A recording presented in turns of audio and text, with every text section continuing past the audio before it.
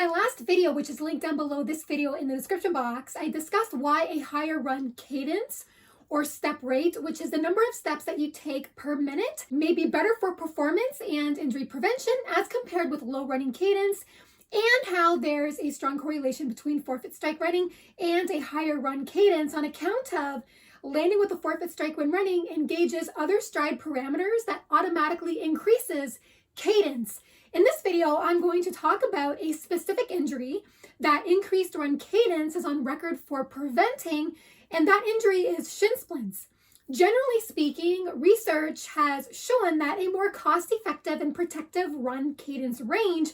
is between 170 to 200 steps per minute, whereby a 2011 and a 2016 study in the journal Medicine and Science and Sports and Exercise, which are linked down below this video in the description box, revealed that increased run cadence reduced peak contact forces on the shins by reducing the overstride angle at touchdown, meaning that increases in run cadence has a big influence on stride length, of which the foot ends up making a shorter travel in front of the body, thereby enabling the foot to land closer to the ankle, knee, and hips. Basically, by enforcing a higher step rate or cadence when running, the foot does not have enough time to swing out farther ahead of the body. More specifically, a higher run cadence was found to enable the heel to land closer to the center of mass, which is the upper body. The benefits of this is there's lesser levels of impact stress due to the relatively shorter distance between initial foot strike position and the center of mass. This shortened distance has the direct effect of lowering impact collisions because the body spends less time braking with the ground at touchdown.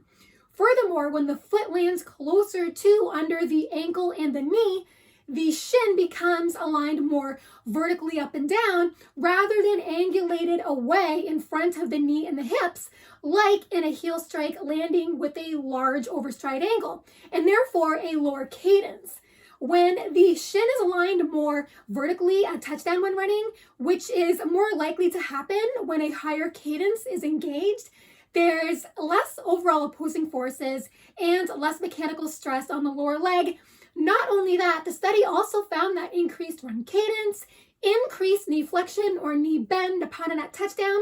which was found to promote a greater smoothness of how the foot interacted with the ground that produced less impact stress on the shin. This could also offer a potential for better running economy because since a higher run cadence promotes more engagements of less force-intensive mechanics that results in less bursts of high impacts and reductions in many other force components linked to shin splints and even runner's knee, there may be less vigorous muscle tuning response, which could help save energy. In other words, the muscles may need to perform less work and attenuating excessive impact and therefore may expend less metabolic energy with a higher run cadence versus a low run cadence.